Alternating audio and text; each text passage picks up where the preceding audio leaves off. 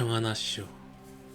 안부를 물을 수 없는 긴 모험을 떠났으니 이렇게 닿지 않을 편지로 남아 묻소.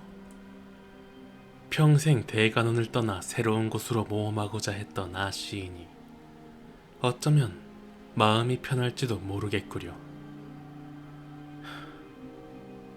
나는 그리 좋은 시간을 보내지 못했소. 흑수의 자리에서 나를 끄집어낸 아씨가 작고하였으니 나의 거취가 제법 대관원에서 붕 뜬 위치가 되었나 보. 원래 있던 자리로 되돌려 놓자니 잔금이 치러진 몸이요. 난 향후에 그대로 묵게 하자니 가시 가문의 가족은 아니었던지라. 애매한 자유인이 되어 홍원을 떠돌아다니게 되었던 것이지. 일생의 절반이 넘는 시간을 어딘가에 매여 살았던 몸은 이다지도 자유라는 것이 어색한 것 같소. 줄이 매었던 자국이 가려운 것만 같아 괜스레 기억을 긁적이게 되는 것을 보면 말이오. 서문이 길었던 것 같구려. 이리 붓을 들었던 것은 아씨와의 기억을 추억하기 위함이었으니 그 이야기로 옮기도록 하겠소. 드넓은 평야. 나는 달리고 있었던 것 같소. 나의 달리기가 언제 시작되었는지는 명확하게 기억이 나진 않소. 어느 순간에 나는 네 발로 달리는 말이었고 제갈이라는 이름의 고삐를 진 주인의 목적을 위해 어딘가로 발을 구르고 있었지. 흑수들이라는 것이 되게 그렇소. 입문의 계기보다 몸이 처음으로 변하는 순간이 강렬한 경험이니까. 두 다리가 녹아 무너지는 감각, 그 사이로 흘러내리려는 창자를 휘감아 붙잡는 내 것이 아닌 것만 같은 살점과 가죽. 그렇게 완성된 내 다리의 나. 한 번 그렇게 첫 기억이 메꿔지면 이후는 다소 일률적이요. 고삐가 이끄는 대로 움직일 뿐이니 어느샌가 모든 말의 앞에서 달리고 있었다는 이야기지. 무엇이 더 뛰어났던 것일지는 내 곰곰이 다시 떠올려봐도 기억이 나질 않소. 언젠가 무수히 지났던 제갈의 주인 중 하나가 말했던 적이 있었던 것 같소. 고른 말 중에 내가 가장 새카맣고 어두워 아무런 표정을 짓지 않으니 어떤 목표를 향해 달려가 부수든 간에 양심의 가책이 가장 덜하다고. 자연재해가 휩쓸고 간 것뿐인데 찔릴 것이 있겠는가? 라더구려. 제법 부끄러운 평가나. 그때야 부끄러움도 알 수 없던 시절이고 또 어떻게 보면 내 아씨에게 발탁받을 수 있었던 이유이기도 하니 나쁘게 보지는 않을까 하오. 그래, 그때가 아씨가 나의 재갈을 쥐게 되었을 때였구려. 지금 생각해도 퍽 이상한 사람이었지. 어딘가를 돌파하는 데 쓰이는 말을 다른 세력의 공격을 방어하는 데 쓰다니. 며칠 지내보니 그런 생각이 들더구려. 나의 주군은 세갈을 불리기에는 힘이 약하구나. 그리고 또 며칠 있으니 다른 생각도 들더군. 나의 주군은 흑수를 골라 부릴 수 없는 처지로구나. 이번 제갈도 머지않아 다른 이에게 넘어가겠어. 그런 생각을 했더랬지. 두어 달 지나니 생각이 또 바뀌었소. 아니, 생각이 분명하고 깨끗해졌다고 해야겠구려. 이 자는 쉽게 부리고 가볍게 버릴 물건을 구한 것이 아니라 자신이 나아가는 방향, 그 모험의 길에 함께할 동료를 구하고 있었던 것이라고. 그러니 나머지가 이해되었지. 모험길에 수백의 대군을 데리고 가보아야 부담이 될 뿐이며 함께 모험한 동료를 쉬이 버리는 것은 바보 같은 짓일 테니 구한 것을 소중히 하자고 생각한다는 것을. 그 즈음이었던가 내가 주군을 아씨라 부르게 된 것이. 아씨가 그때 어째서 나를 선택했을까? 이날이 되도록 많은 고민을 했소.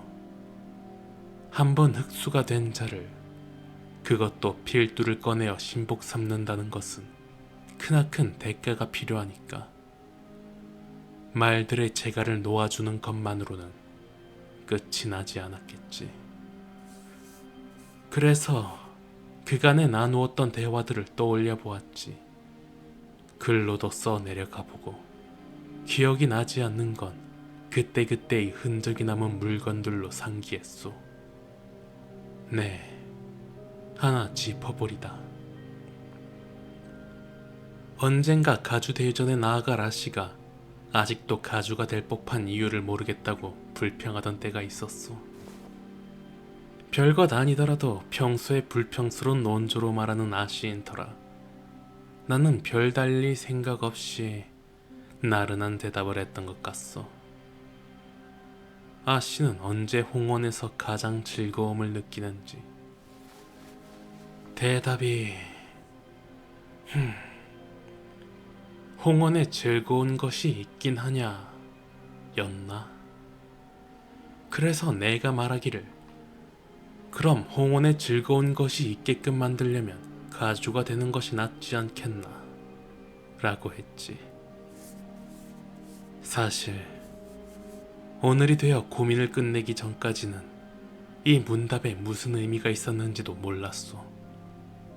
아씨의 반응은 평소와 같이 실없는 소리 좀 그만하라는 것이었고 나도 그렇게 입을 닫았을 뿐이니. 하지만 그를 마주하고 이야기를 들으니 알 것도 같더구려. 그래, 그요. 아씨를 죽인 자. 정처 없이 홍원의 골목을 쏘다니고 있자니 그 자가 어둠 속에서 찾아오더군. 준마들의 필두 중 찾던 말 하나만이 없어 그걸 찾고 있었다고 했던가? 내가 답하길 이미 나는 흑수에서 벗어난 지 오래고 또 다른 필두가 있을 것이라 하였지. 그러나 그는 고개를 저었소. 자신이 알기로는 동서고금, 자신의 말 중에서 선봉에 설 필두는 자기 동생을 보좌하던 그 말밖에 없다고 하더이다. 나는 도무지 궁금하여 참을 수 없었기에 물었소. 귀하가 대관원 지하의 괴이들에게 속아 꼭두각시가 될 뻔한 아씨를 자유케 했다는 것은 참작하나 그 월도를 휘둘러 나의 주인 된 자를 죽음에 이르게 한 것은 용서할 수 없는 일인데 복수의 칼날이 되어도 모자를 내게 다시 재갈을 물라고 말하는 저희가 무엇인지. 그러자 그가 답하기를 낮은 나이에 아이들의 웃음과 상전의 떠들썩한 소리가 자리잡기 위해서는 가장 훌륭한 자를 자기의 말로 두어야 한다더군.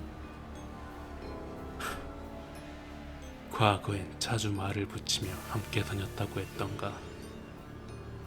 과연 아씨의 생각과 크게 다르지 않은 목적이었네.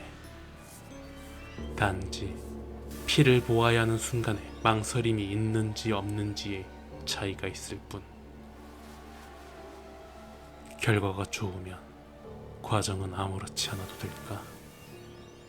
그것은 나도 쉽사리 답을 내리지는 못하겠소. 그의 핏물진 붕대를 보면 뻔히 알 수 있었네. 그러한 홍원을 만들기 위해서는 암흑의 세계에선 어떠한 피바람이 불어야 할지, 또 불게 될지를. 하지만 나는 이렇게 생각하기로 했네.